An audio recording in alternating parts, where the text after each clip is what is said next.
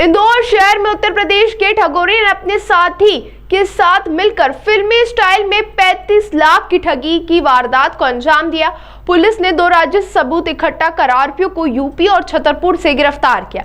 आरोपी ने दुकान किराए पर लेकर सजा कर वारदात को अंजाम दिया। डीसीपी आनंद कलागी ने गुजरात के अहमदाबाद के रहने वाले रमेश कुमार कांची जनेश्वर ज्वेलर्स के संचालक ने शिकायत की कि 325 ग्राम सोने के जेवर द्वारकापुरी में स्वर्णकार ज्वेलर्स पर देने आया था। संचालक शशांक पिता संतोष सोनी निवासी महोबा यूपी के रहने वाले व्यक्ति को धोखाधड़ी की वारदात को अंजाम दिया। वारदात की गंभीरता को देखते हुए एसपी शुभेंद्र जोशी और थाना प्रभारी मनीष मिश्रा के नेतृत्व में टीम गठित की गई। बताया जा रहा है कि आरोपी के द्वारा अहमदाबाद के कारोबारी को द्वारकापुरी की दुकान पर बैठकर आरोपी बैंक में आरटीजीएस करने का बहाना बनाकर चला गया और दुकान पर सेल्समैन राहुल को बैठा गया था।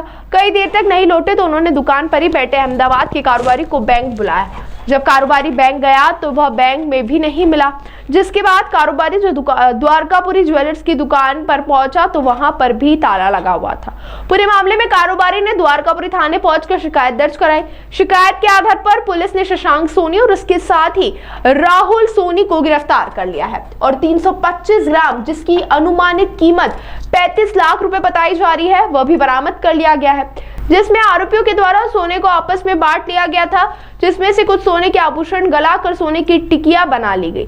आरोपियों के द्वारा कारोबारी को दिखाने के लिए 3 दिन पहले द्वारकापुरी में एक दुकान किराए पर ली गई थी और फिर उसमें ज्वेलर्स की दुकान की तरह बोर्ड और गद्दे और फर्नीचर सहित नकली सोने के जेवरात रखकर दर्शाया गया था कि ताकि धोखाधड़ी की वारदात को अंजाम दिया जा सके।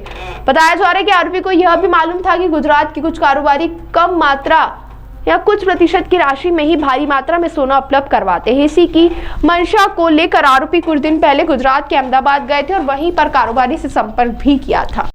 जनेश्वरी ज्वेलर्स अहमदाबाद का सेल्समैन है रमेश कुमार कांची है। ये द्वारकापुरी थाना क्षेत्र में 8 तारीख को आता है। वहाँ पे दोनों आरोपीगण 3 दिन पहले ही एक फेक ज्वेलरी शॉप को क्रिएट करते हैं। वहाँ पे प्रॉपर बोर्ड लगवाता है, प्रॉपर काउंटर बनाता है, प्रॉपर गद्दा वद्दा बिछा के कुछ गोल्ड की फर्जी सामान भी रखा था। इसको वो रमेश कांची है, अहमदाबाद से आया था। उसको देखने के बाद उनको लगा ये गोल्ड वगैरह का पुराने व्यापारी है। उसको सोच के वो पूरा 325 ग्राम की गोल्ड था उनको सुपुर्द करता है और पेमेंट की बात करता है तो उसमें एक आरोपी मैं आरटीजीएस करने के लिए बैंक जाऊँगा, आपको पैसा मिले करके बोलता हूँ। उसके बाद वहाँ पे इन्होंने आरटीजीएस नहीं हो रहे करके उनको रमेश कांची को उधर ही बुलवाते हैं बैंक को। तब रमेश कांची फरियाद दिए, तब बैंक पहुँचता है तो बैंक में वो आरोपी नहीं मिलता है और रमेश कांची बैंक से दुकान पर आता है तो दुकान भी ताला लगा के बंद करके ये लोग भाग जाते हैं। इस तरीके से ये दोनों आरोपीगण 325 ग्राम गोल्ड की मतलब लगभग 30 लाख से ऊपर के मशरूका को लेके ये लोग भाग जाते हैं। उसके बाद थाना प्रभारी द्वारकापुरी, एसीपी अन्नपूर्णा और हमारे एडिशनल डीसीपी जोन 4 के अंतर्गत इनकी लीडरशिप के अंदर एक प्रभावी टीम के गठित किया गया।